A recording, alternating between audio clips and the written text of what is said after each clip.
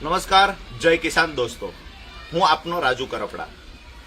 આમ તો લાંબા સમયથી બોટાદ માર્કેટિંગ યાર્ડમાં કડદાના બહાના હેઠળ ખેડૂતોને લૂંટવાનું વર્ષોથી એક ષડયંત્ર ચાલતું આવે છે. આજથી 2 વર્ષ પહેલા જ્યારે ખેડૂતોની ફરિયાદ મળેલી ત્યારે હું ટીમ સાથે બોટાદ માર્કેટિંગ યાર્ડમાં ગયેલો. અમુક કલાકો માટે યાર્ડને બંધ કરાવેલું. ત્યાર પછી સમાધાનના બહાના હેઠળ મને લઈ જઈને મારી અટકાયત કરવામાં આવેલી. પણ એ વખતે ખેડૂતોએ મજબૂતાઈથી પોતાના સંગઠનની તાકાત બતાવી. મને પોલીસ સ્ટેશન લઈ ગયા પછી પણ ખેડૂતોએ યાર્ડને બંધ રાખ્યું.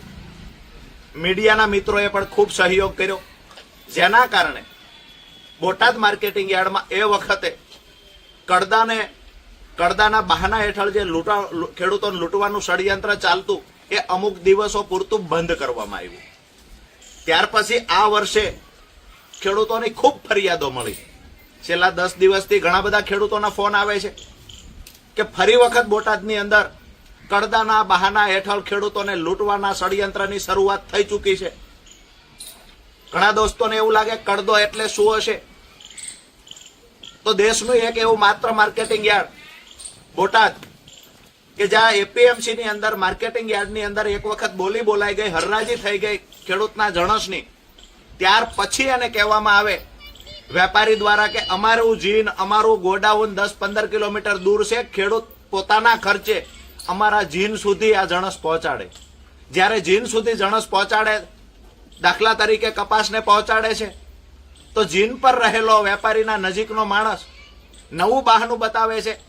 અડધો કપાસ ખાલી કર્યા પછી કહેવામાં આવે કે તમારો કપાસની ક્વોલિટી ખરાબ છે, એટલે તમારો જે ભાવ યાર્ડમાં નક્કી થયો હતો એના કરતા 100 રૂપિયા, 150 રૂપિયા, 200 રૂપિયા હવે ભાવ નીચો આપવામાં આવશે, જેને કડદો કહેવામાં આવે છે. આ વખત છેલ્લા 10 દિવસથી ખૂબ ફરિયાદો આવતી.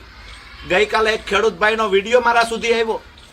સવારે મેં 9 વાગે પોસ્ટ કરી, 12 વાગે નક્કી કર્યું કે આવતી 10/10/2025 ના રોજ ખેડૂતોને સાથે રાખી બોટાદ માર્કેટિંગ યાર્ડમાં હું રાજુ કરપડા આવી રહ્યો છું. આજે ખુશીની વાત એ છે કે સાંજે એપીએમસીના સંચાલકોએ બોટાદ માર્કેટિંગ યાર્ડના સત્તાધીશોએ સાંજે મીટિંગ બોલાવી. હવે કડદો ક્યારેય નહીં થાય આવું મીડિયા સામે આવીને બયાન આપ્યું છે. નિર્ણય લેવામાં આવ્યો છે કે કડદો નહીં થાય. પણ સાથે સાથે એપીએમસીના ચેરમેન એવું કહે છે કે અમુક લોકો વિડીયો વાયરલ કરી બોટાદ માર્કેટિંગ યાર્ડને બદનામ કરે છે. ચેરમેન સાહેબને કહીએ છીએ કે આ કડદાના બહાના હેઠળ વર્ષોથી જે ખેડૂતોને લૂંટવાનું ચાલુ છે, બોટાદ માર્કેટિંગ યાર્ડને બદનામ કરવાનું કામ એના સત્તાધીશો અને વેપારીઓએ કર્યું છે.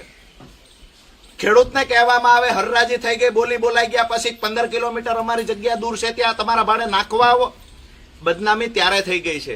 અરે એનાથી આગળ કહીએ, બોટાદ માર્કેટિંગ યાર્ડને બદનામ કોને કર્યું છે? કર્મચારીઓની ખોટી ભરતીઓ કરી 15-20 લાખ રૂપિયા પડાવવામાં આવ્યા લોકો પાસેથી. ભરતીનું આખું કૌભાંડ આચરવામાં આવ્યું. બદનામી તો ત્યારે થઈ હતી. આજે દુકાનો બને છે, એમાં શું થાય છે બોટાદના તમામ લોકો જાણે છે. દુકાનોની અંદર કેવડા કૌભાંડ, ભ્રષ્ટાચાર થાય છે. બોટાદ માર્કેટિંગ યાર્ડને બદનામ કરવાનું, બોટાદ માર્કેટિંગ યાર્ડને ખેડૂતોની સંસ્થાને લૂંટવાનું કામ કોને કર્યું છે?